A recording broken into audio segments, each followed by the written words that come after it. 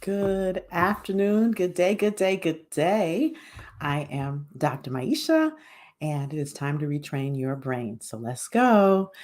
Um, you know, today I was thinking about how, we're coming towards the end of the year.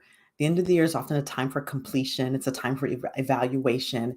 Many people are evaluating their goals, evaluating their relationships. And it's a time for sometimes completion and transition.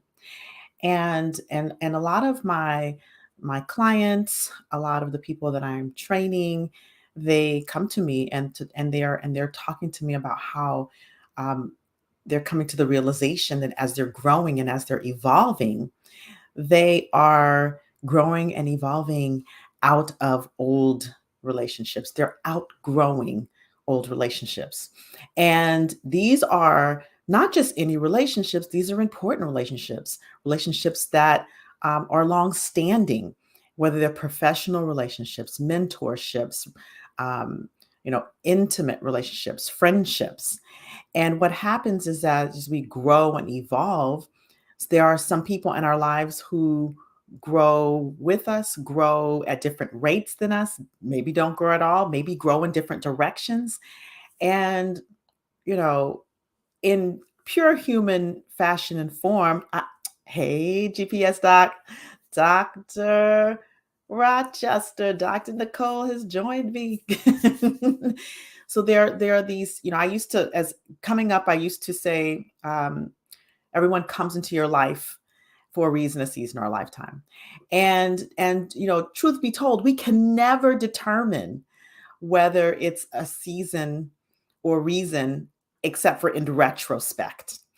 And so the question is, with a lot of clients are saying, "Oh, I'm growing out of my these relationships," and even I had a recent conversation to reevaluate a long-standing relationship. So the question is, as we're growing and as we're evolving and as we're moving forward in our lives and going to achieve our goals and living our passions and moving towards our purpose, when we come upon the realization that we may be coming towards the end, a completion, I should say, of a relationship, because completion and end sometimes get collapsed, but completion is not an end are not necessarily the same thing, right? They're not always the same thing. You can complete a relationship and restart that relationship newly, a reintroduction. In fact, I have an instance of that where I recently reconnected with someone who I was in communication and interaction with 25 years ago. And he would say to me, this is our reintroduction. This is our reintroduction. Now, let me reintroduce myself. So sometimes relationships, when you realize you're you're not the same people, especially those long-standing relationships that are 10 years, 15 years, 20 years, even 5 years. When you're doing the work of growth and evolution, we grow and change rapidly. So I'm not the same person that I was 5 years ago, 3 years ago, 2 years ago, even 1 year ago, and maybe not even 6 months ago, right? If we're doing the work constantly to evolve, personal development, personal transformation, then we are always going to be, moving in a direction. And then the question is, are the people in our lives moving with us, moving in the same direction? Or does the nature of the relationship need to change to um, to fit where we are? And so how does that happen? Like, how, when you realize, well, what do you do? What do you do when you realize, ooh, you know what? This relationship could be coming to a completion. And so one of the first things that we think about, we have to think about is, what does completion mean? What does it mean, completion? Does what does completion mean in the context of that relationship? Because I think that, like I said earlier, a lot of times people think of completion as end. So when you're thinking about, gosh, these relationships, this particular relationship, for example, I have a friend of mine who, for many years, I was her mentor. And over time, that shifted. I mean, she has, you know, grown and expanded and, you know, beyond, in some ways beyond me. And in some ways I still, but in some ways I still, I guess she can seize that in me. But in many ways, I consider her, like the student has become the teacher, I consider her to be in mentorship. So over time, we've had these conversations and we're sort of in that phase right now, again, reevaluating. But over time, we've had these conversations of, you know, this is no longer mentor mentee. Like I have, you know, I you have moved beyond, we have moved beyond the mentor mentee relationship. So let's complete that.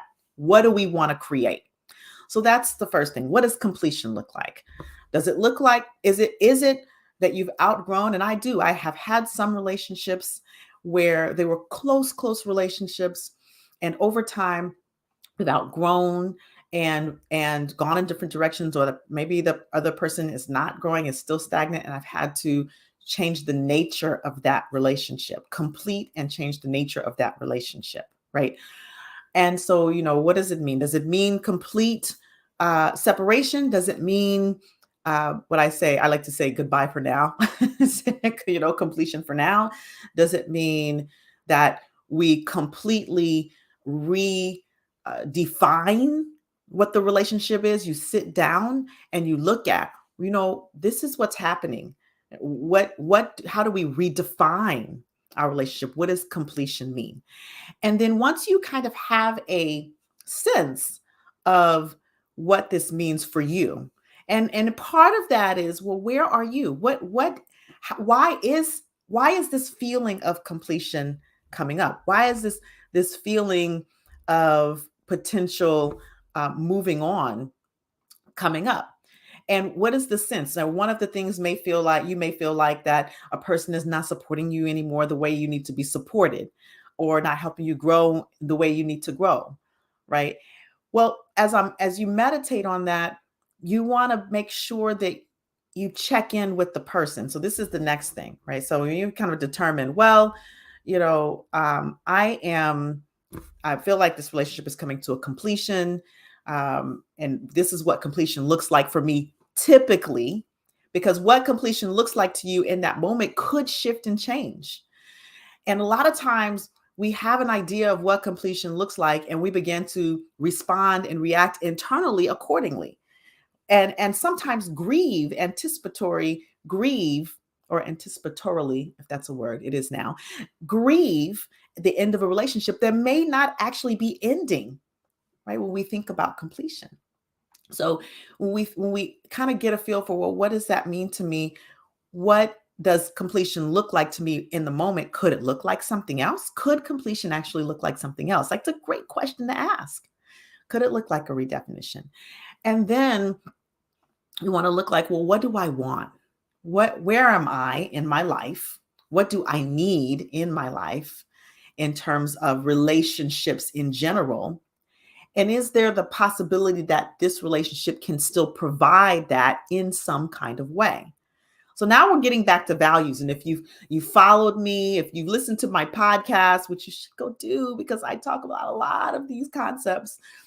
If you've listened to my podcast, I talk a lot about values in the earlier episodes, and looking at what's important to us, because our values drive our behavior. It's a lot of what we talked about in the 5-day challenge. So you start to look at your values in the context of relationships, and in the context of the type of relationship that you feel like is completing. So if it's a mentor-mentee relationship, if it's a parent-child relationship, if it's an intimate relationship, if it's a friendship, if it's a, you know, momship, a sisterhood, whatever it is, a brotherhood, whatever that is, you look at in the context of the relationship, what do I need now? What am I not getting from this relationship? Is it possible to get that in the relationship? And then you look at why you're not getting it. Because sometimes when we get in routine in our relationships, we often think that the other person should know. The person should know. They should know. They should know what I'm thinking. They should know what I want. We've been friends for long enough. I'm sure many of you heard this phrase. We've been friends for long enough that you should know by now, right? And the truth is, as we evolve and grow and our needs change, um, there's not always evident. It's not always evident, and we have to continue to make sure that we're in communication and in conversation with the people in our lives about what we need and where our needs are changing. And when that happens, then the person can either adjust or recognize that they're not capable or willing to meet those needs. And that's where completion begins to, that's where you begin to redefine relationships and look at what is completion. So, so you want to start to look at, well, what do I need? What do I want? How has that changed? What am I not getting from this particular relationship that has me think about completion, that has me feel like I'm outgrowing it? Have I communicated that in to the person? Have I communicated it enough? Because sometimes we think, oh, I said that, and you maybe said it like a year ago. And remembering that everybody has their own filters that they listen through, their own filters, their own emotional responses and reactions, and we have our own filters that we speak through. We have to remember that telling someone once and then not getting any feedback about, whether that's possible or not, and making sure that we're communicating in a way that they understand, and getting that feedback to know that they understand and that they're willing, and it is important in that next step. So sitting down and saying, hey, this is what's happening in our relationship. Now, when you sit down to have a conversation with someone about the state of your relationship, right? Because that's really what it is. It's not, unless you are in a circumstance where you feel like the relationship is toxic, it's unhealthy, and you got to just get out. That relationship is not necessarily a completion conversation unless you're absolutely 100% sure, I'm out, right? Then the nature of the conversation is the state of our relationship. What is the state of our relationship? And what that allows you to do when you approach a conversation in that way, and that's the way a recent conversation was approached with me, is like, what's the state? What's going on? Like, what's the state of our relationships? You can begin to name what's happening and become clear about why it's happening, and then begin to discuss, well, what are we doing moving forward? Do we need to complete? Is it that time? Is it our season over? Or do we need to redefine who we are in relationship to each other?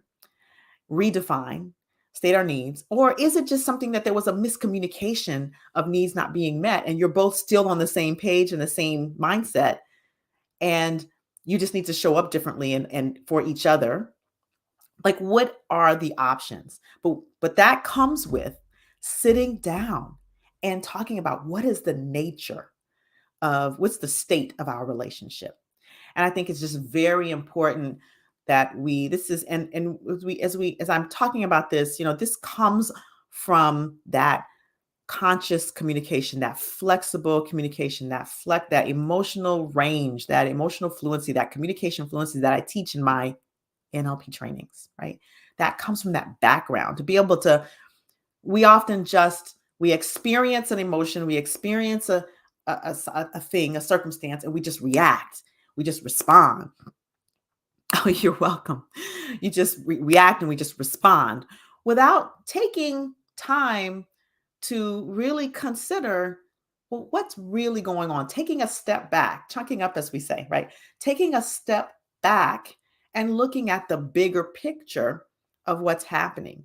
And when we can take that step back and ask the right questions of ourselves, then we can have a conversation, then ask the right questions to others.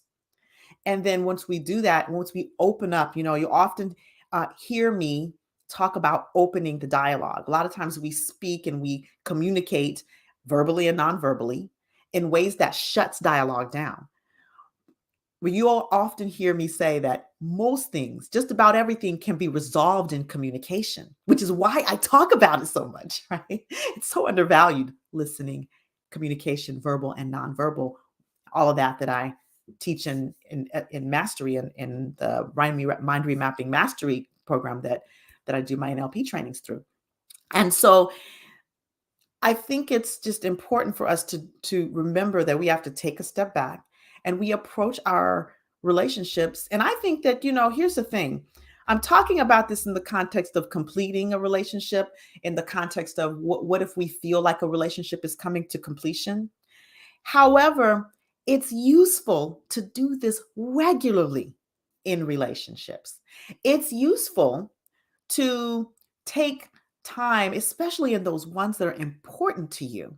It's useful to take the time to really go back, even if it's just once a year, and say, sometimes it needs to be more often than that. Maybe it's once a quarter, maybe it's once a month. It's whatever you feel you all agree upon. To sit down and say, let's talk. What's the state of our relationship? Are we good? Sometimes it's we good, we good, we're good. Sometimes it's, ooh, this is happening. This is happening. So I'm going to come back to that. When we sit down and we're talking about the state of the relationship, we want to be mindful of how we communicate what's happening. And we want to, it's easy, especially in those really close relationships, to have emotion be talking for us, right? We have our traumas be talking for us. But it's very important to name what's happening. This is what's happening. This is how I feel. This is what's happening for me, or how it occurs for me. This is how I am experiencing. This is my experience. So you're honoring your experience, you're honoring your feelings, you're honoring what's happening and what you see, you're naming it without saying you this and you don't that, and I'm not getting this from you, and that, and like it's coming off very accusatory and convicting. So we want to, if we want to keep the dialogue open, we want to just talk from the space of, this is my experience. This is what I see happening. This is what it feels like is happening. This is what it looks like is happening. This is what it sounds like it's happening. And then it gives space for the person to say, wow, that's what you're hearing, seeing, feeling, experiencing.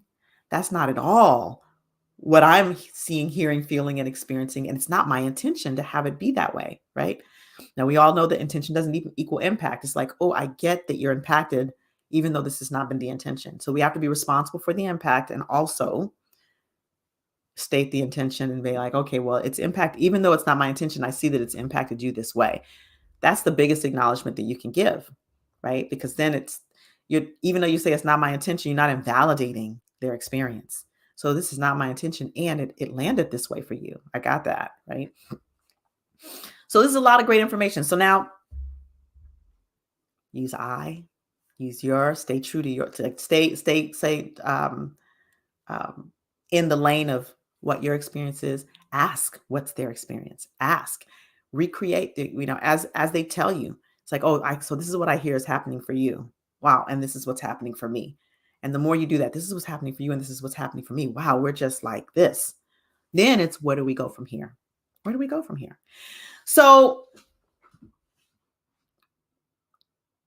this is sort of how you keep a conversation open in any relationship, but especially when you're thinking about completing relationships. And here, if you have a conversation and you still feel like, you know what, this is our season, you can just say, I think based on where I am, this may be our season.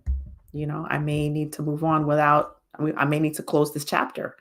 There are many metaphors you can use, right? And so you're doing this, you're closing this chapter in a very compassionate and a very trauma-informed and a very, I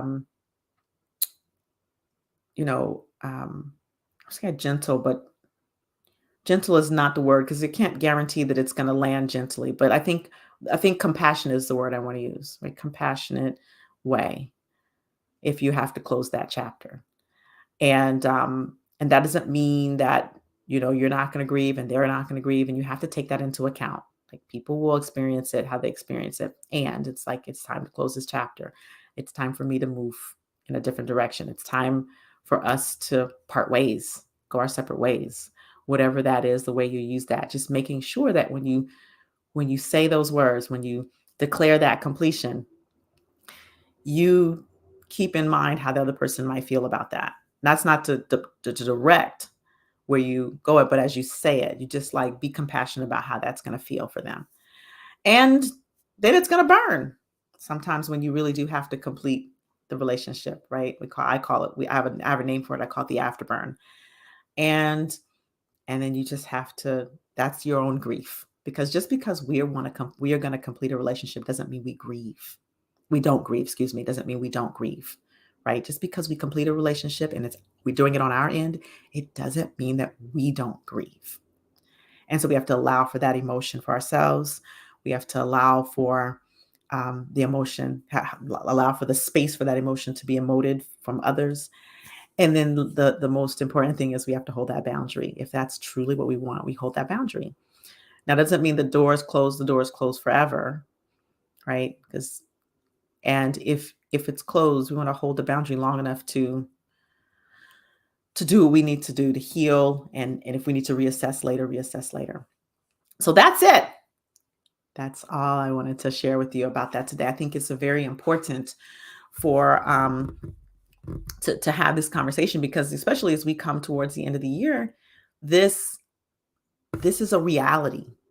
There's a reality that relationships will complete and end, complete and be redefined and renewed, complete and be the recontextualized.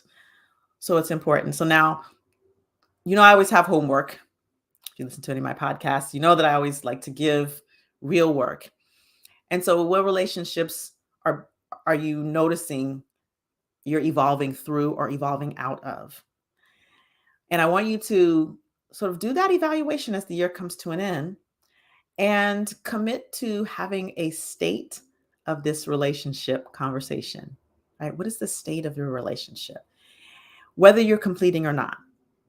Think about what your needs are inside of the relationship. Are they being met? Are they not being met? If they aren't being met, have you communicated? Have you communicated in a way that they could hear you? Listen to previous podcasts. I talk all about this communication thing. Go apply that. And when you see a difference, I'd love to hear how it goes for you. You can message me. You can email me, drmaisha@drmaisha.com. You can leave a review on the podcast, right? The podcast, the Black Mind Garden podcast, that is the name of the podcast. It is on your favorite, whatever your favorite podcast platform is. Go find it, go subscribe, go leave a review. If you love the material, yes. So have that conversation. What is the state of the relationship? That's your homework. Evaluate your relationships. Have at least one state of the relationship conversation. Look at where you need to redefine, recontextualize relationships, and then tell me about it. And what I want you to do is I want you to share this episode with at least one person in your life, because this is an important conversation. We need to be having these conversations, especially in our community, in Black and Brown communities. We need to be having this conversation because dialogue is not happening as much as it should be. So I want you to share this with a family member, a friend, a colleague, and share with them, what this is all about. And it just really makes my day when you let me know how things go. Okay.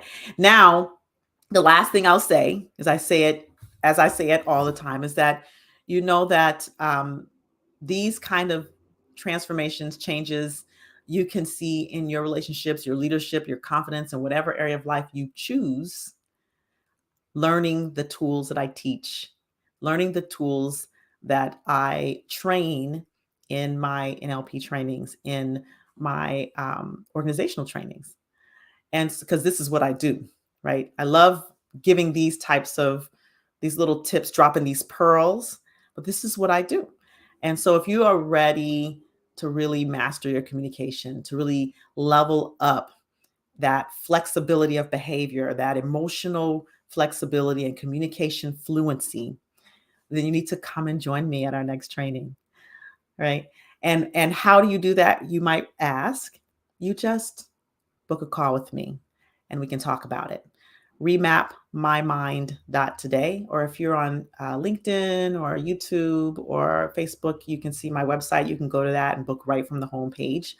But if you're with me on another platform, with me listening in, remapmymind.today, and you can schedule a call to learn more about this training.